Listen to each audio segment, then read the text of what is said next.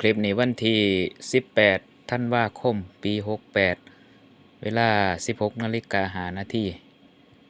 คลิปนี้มาอยู่ที่พักสงฆ์ธรรมสร้างตกน้องพือใหญ่มื้อนี้มาแก้ไขปรับปรุงเพิ่มเติมอัปเดตระบบโซลาร์เซลล์อยู่ธรรมสร้างตกเนื่องจากได้เอาแบตเตอรี่มาใหม่แบตเตอรี่มาเพิ่มเข้าในระบบเดิมที่ก็คือมีอินเวอร์เตอร์อยู่2ชุด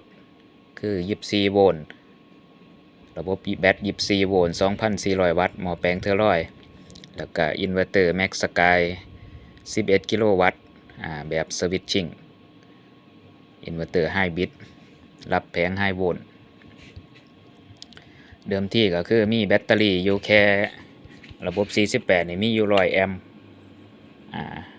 ก็คือใช้แบต NMC 100แอมป์นี่ต่อเป็น48โวลต์แล้วก็ใช้ลิเธียมฟอสเฟต100แอมป์นี่ต่อเป็น24โวลต์200แอมป์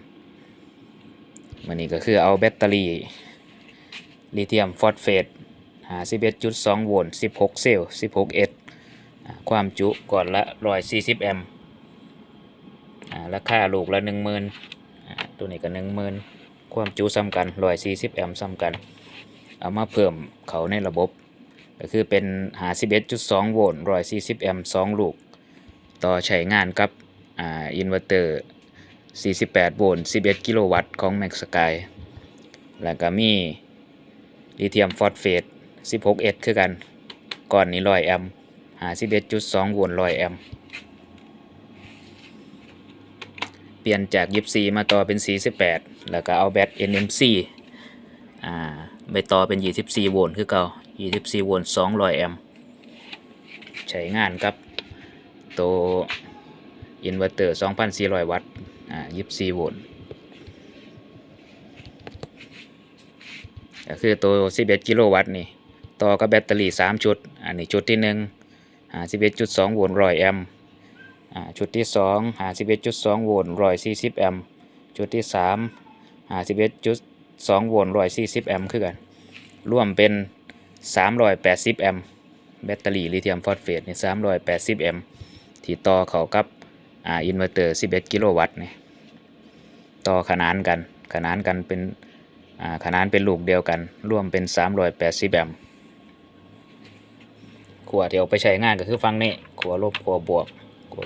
วกต่อขนานกันตัวนี้เป็นสายลบของแบตเตอรี่สายบวกมาผ่านเบรกเกอร์แบตเตอรี่250แอมป์เบรกเกอร์โฟนเดียวหรือว่าเบรกเกอร์สายเดียว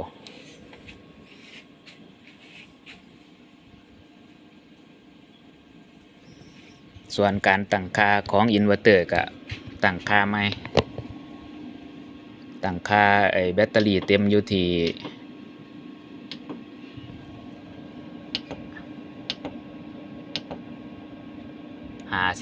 54.2โวลต์ตั้งค่าแบตเตอรี่เต็ม54.2.1.2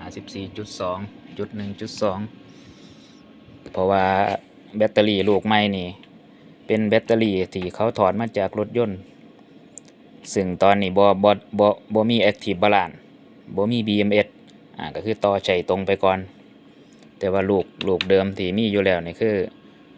มี Active Balance 24โวลต์8S นี่คนละลูกแต่ว่าจุดใหม่นี่บ่ทันมี Active Balance บ่ทันมีBMS เวลาชาร์จเต็มมันก็เลยมีค่อนข้างมีเซลล์ใดเซลล์หนึ่งที่มันหรือหลายเซลล์ที่มันบ่ซ้ำกันก็เลยตั้งค่าให้ต่ำไว้ก็คือชาร์จเต็มที่54.2โวลต์54.1.2โวลต์แล้วก็ต่ำตัดอยู่ที่เดี๋ยวเขาไปเบิ่งการตั้งค่า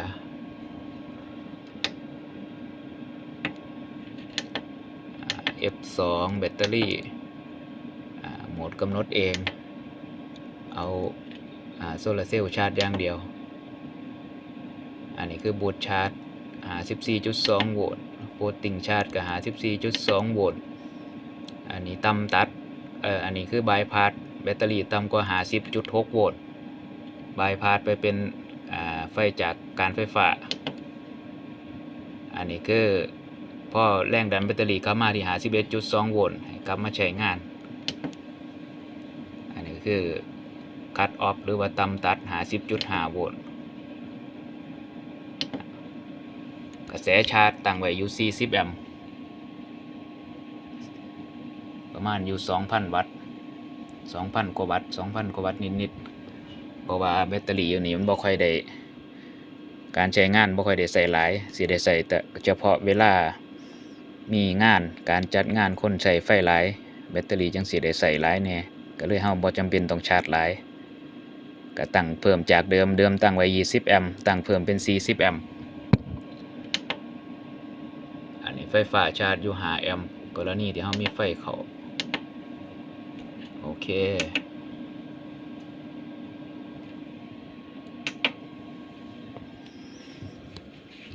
มันนี่ก็คือมาเพิ่มแบตเตอรี่แล้วก็ตั้งค่าใหม่ให้มันเหมาะสมกับแบตเตอรี่ส่วนได้แก้ไขวงจรเพิ่มเติมอีกนิดหน่อยจากในตู้นี่ก็คือปกติอินเวอร์เตอร์2นี่11 กิโลวัตต์นี่จะใช้เป็นหลักเข้า ATS ฟังนี่เบอร์2อินเวอร์เตอร์2ใช้เป็นหลักถ้าอินเวอร์เตอร์เครื่องนี่ดับATS ก็สลับไปใช้ไฟจากอินเวอร์เตอร์เบอร์1อินเวอร์เตอร์เครื่องที่1ตัววงจรที่เพิ่มเข้าไปก็คือ AC อินเวอร์เตอร์1ไฟจากอินเวอร์เตอร์1ก็คือ AC output ของอินเวอร์เตอร์1นี่เอาไปเข้า AC input ของอินเวอร์เตอร์2ก็คือตัว11 กิโลวัตต์เฮ็ดไว้เพื่ออีหยังเพื่อไว้ในกรณีที่เฮาบ่ต้องการให้ ATS มันสลับก็คือเฮาเปิดเบรกเกอร์ตัวนี้ไฟจากอินเวอร์เตอร์เครื่องที่1นี่ก็สิมาสแตนบายอยู่ AC input AC อินเวอร์เตอร์1เข้า AC input ของอินเวอร์เตอร์เครื่องที่2นี่คือจังสถานะตอนนี้คือเปิดอยู่นี่คือมีไฟจากการไฟฟ้ามีรูปเสาการไฟฟ้านี่ก็คือไฟจากอินเวอร์เตอร์เครื่องนี้เมื่อแบตเตอรี่มันต่ำกว่า50.6 โวลต์มันก็สิสลับบายพาสเอาไฟจากเครื่องนี้ไปจ่ายแทนโดยที่ ATS มันก็สิบ่สลับอันนี้คือเอาไว้ในกรณีที่เฮาบ่ต้องการให้ไฟมันสลับแล้วก็ใช้ไฟต่อเนื่องจากทั้ง2ชุดต่อกันเลยโดยที่บ่ให้ATS สลับเบรกเกอร์ตัวนี้คือมีหน้าที่ตัวนี้แต่ถ้าปกติเอาใช้งานปกติมันบ่เบิดอยู่แล้วเพราะว่าตอนนี้แบตเตอรี่มันหลายมันบ่เบิดอยู่แล้วเฮาก็ปิดไว้ก่อนก็ได้ปิดเบรกเกอร์ตัวนี้ไว้ก่อนปิดไว้รูปเสาไฟฟ้ามันก็สิหายไปเดี๋ยวทดลองปิดปึ๊บนี่คือปิดเบรกเกอร์แล้วรูปเสาไฟฟ้าก็หายไปฟังก์ชันที่ตั้งค่าไว้ก็คือมันก็สิใส่ไฟจากแผงถ้ามีแผงกลางเว้นใส่ไฟจากแผงพอแสงหมดก็ใส่ไฟจากแบตเตอรี่ชุด380 แอมป์นี่พอแบตเตอรี่ต่ำกว่า 50.6 โวลต์มันก็สิดึงไฟจากอินเวอร์เตอร์เครื่องที่1นี่มาบายพาสจ่ายโหลดแทนโดยที่ ATS ก็สิบ่สลับอันนี้คือหน้าที่ของเบรกเกอร์ตัวนี้ในฟังก์ชันที่ต่อเพิ่มเข้าไปเปลี่ยนแปลง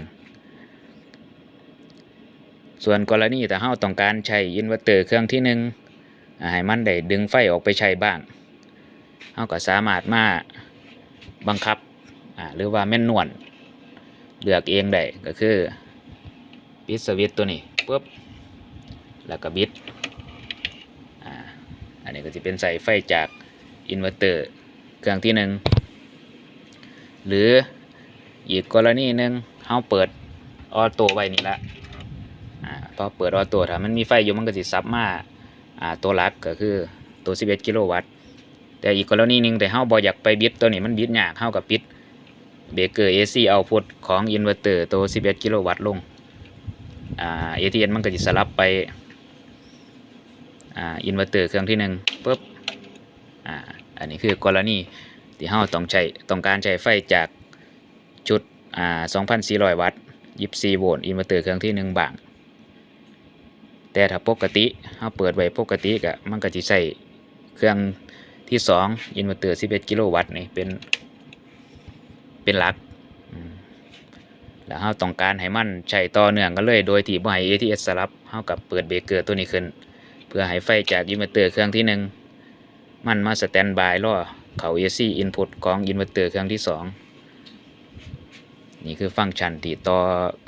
เพิ่มเข้าไปหรือว่าแก้ไขใหม่อันนี้คืออินเวอร์เตอร์ที่2ใช้งานอยู่แล้วก็มีแก้ไขอยู่ตู้นี้นำในกรณีตู้นี้สิเป็นตู้ที่เอาไฟจากเครื่องปั่นไฟนี่เครื่องปั่นไฟจากเครื่องปั่นไฟสิมาจากกรณีที่เฮาใช้ปลั๊กตัวนี้เฮ็ดเป็นปลั๊กเสียบไว้ใส่ปลั๊กตัวนี้เสียบไฟจากเครื่องปั่นไฟเข้ามาเข้าคัดเอา2ทางตัวนี้เข้ากลางเพื่อเลือกว่ากรณีถ้าเฮาซับขึ้นข้างบนคืออย่างตอนนี้ซับขึ้นข้างบนอยู่ก็คือเอาไฟจากเครื่องปั่นไฟนี่มาผ่านไดโอดบิต5ขาแปลงเป็นไฟ DC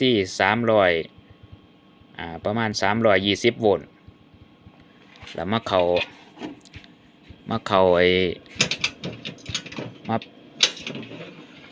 PV1 เข้าเบรกเกอร์ PV1 ตัวนี้แล้วก็ไปเข้าช่อง PV1 ของตัว11กิโลวัตต์ก็คือเอาไฟจากเครื่องปั่นไฟมาแปลงเป็นไฟ DC 320โวลต์มาเข้าแทนแผง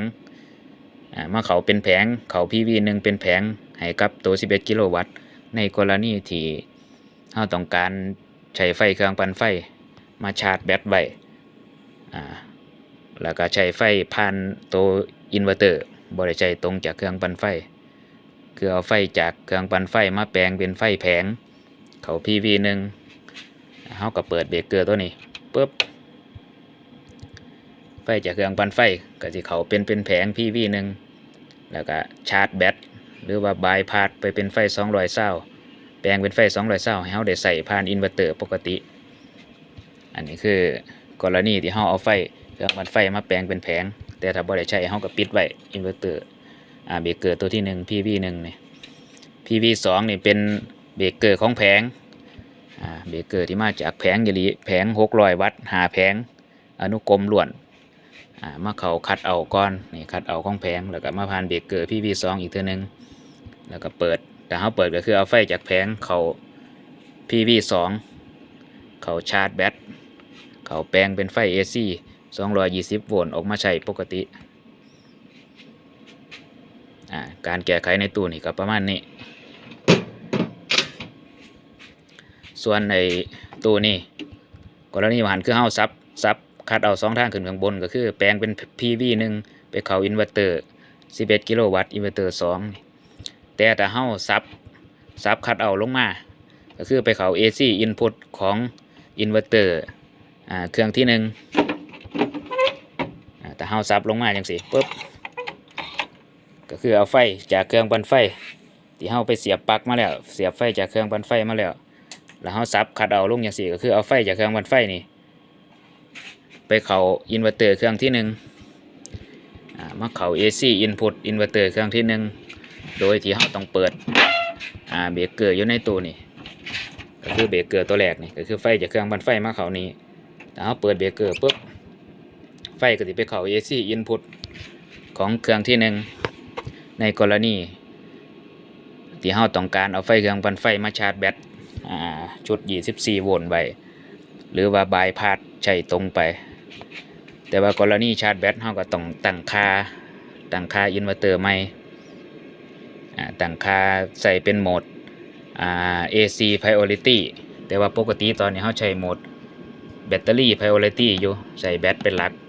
แต่ถ้าเฮาเอาเครื่องปั่นไฟเข้ามาไฟจากเครื่องปั่นไฟเข้ามาเฮาต้องการให้เครื่องปั่นไฟชาร์จแบตเฮาต้องตั้งเป็นโหมดAC priority แล้วก็ตั้งค่าชาร์จแบตว่าสิชาร์จจักเปอร์เซ็นต์หรือถ้าเฮาตั้งชาร์จ 0% มันก็ไฟจากเครื่องปั่นไฟก็สิบายพาสผ่านอินเวอร์เตอร์ตัวนี้ออกไปจ่ายให้โหลดโดยที่บ่ได้ชาร์จแบตกรณีที่เฮาตั้งเป็น 0% อันนี้คือวงจรที่แก้ไขแต่ถ้าเฮาบ่ได้ใช้เฮาก็ปิดไว้ส่วนเบรกเกอร์ตัวนี้ก็เป็นเบรกเกอร์แผงของชุด24โวลต์นี่เป็นแผง 300 วัตต์4แผงอนุกรม2ขนานลงมา2ชุดส่วนเบรกเกอร์ตัวนี้เป็นเบรกเกอร์โหลดที่ยังบ่ทันได้ดึงไปใช้แต่ว่าตัวที่เอาไปใช้คือเบรกเกอร์ตัวนี้ตอนนี้ที่ดึงไปใช้ตอนนี้ส่วนข้างหน้าก็สิเป็นAC meter เอาไว้ดูพลังงานที่เราใช้งานคืออย่างตอนนี้ใช้อยู่1วัตต์ 1.8 วัตต์เพราะว่าบ่มีผู้อยู่วัดแล้วก็มีตู้เย็นอินเวอร์เตอร์6คิวตัวเดียว5คิวตัวเดียว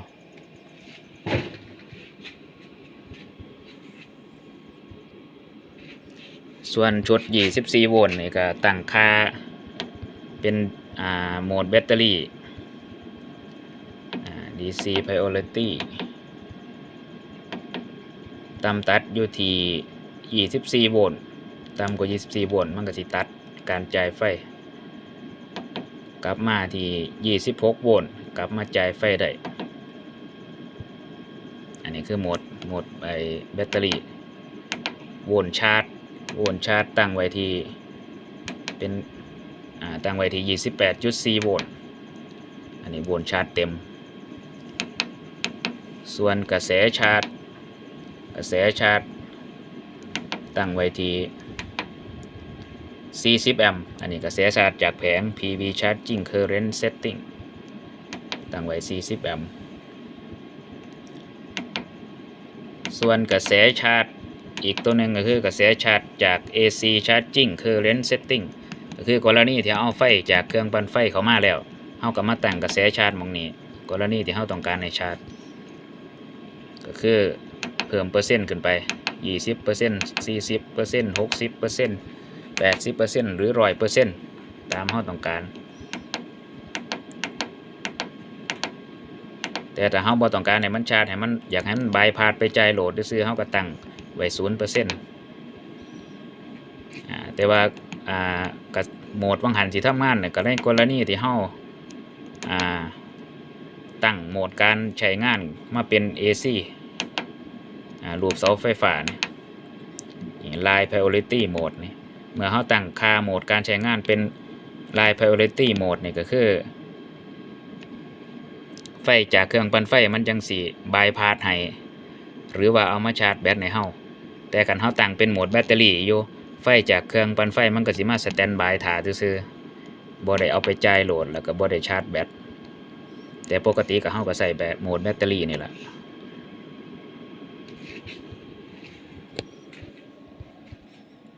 สรุปอีกครั้งก็คือถ้าเฮาต้องการใช้เครื่องปั่นไฟก็เอาปลั๊กไปเสียบไฟมาจากเครื่องปั่นไฟแล้วก็เลือกว่าสิซับสิเอาไฟเครื่องปั่นไฟนี่ไปเข้าอินเวอร์เตอร์เครื่องที่1ก็คือซับลงเครื่องที่1ก็คือเครื่องน้อยเครื่อง 2,400 วัตต์ถ้าเอาไปเข้าเครื่องที่2โดยที่แปลงเป็นแผงไปเข้าเครื่องที่2ก็ซับขึ้นข้างบนอย่างสิแล้วก็ค่อยไปเปิดเบรกเกอร์PV1 ในนี้ไฟจากเครื่องปั่นไฟก็สิเข้าไปเป็นแผงมันก็จะอ่านว่ามีแผงเข้ามาแล้วก็ชาร์จแบตให้เฮาแล้วก็จ่ายโหลดให้เฮา